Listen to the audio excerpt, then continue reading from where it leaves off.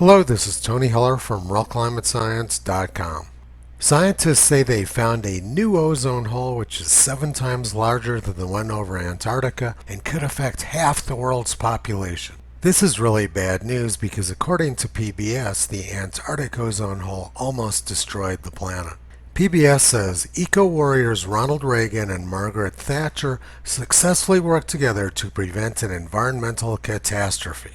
And if the Antarctic ozone hole wasn't bad enough, scientists said the ozone hole over the North Pole was even worse.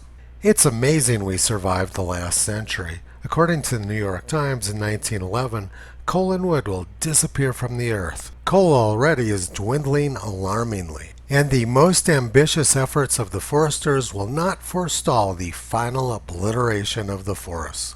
And then in 1934, melting icebergs engulfed the world and drowned New York City. Experts said that the oceans would be dead by the end of the 1970s. And they said America will be subject to water rationing by 1974 and food rationing by 1980.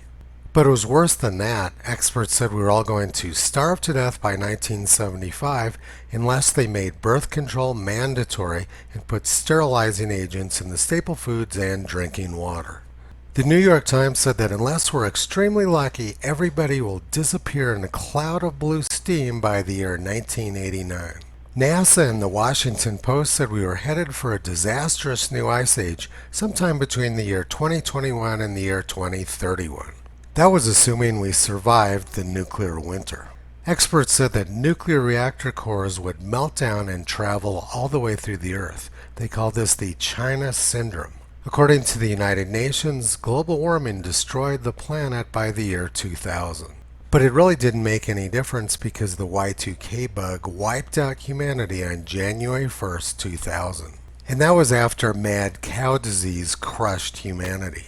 Whoever didn't get killed by mad cow disease did get wiped out by methane emissions from healthy cows. And of course the killer bees destroyed the population long before that. The American Association for the Advancement of Science says rapid, far-reaching, and unprecedented changes in all aspects of society are necessary to save us from global warming. This was explained by the British Commonwealth in 1989. Governments must yield national sovereignty to multilateral authorities able to enforce laws across environmentally invisible frontiers if the greenhouse effect, which threatens the future of whole nations, is to be overcome. But the biggest threat of all was explained by Bruce Springsteen in 1980, the night after Ronald Reagan was elected president.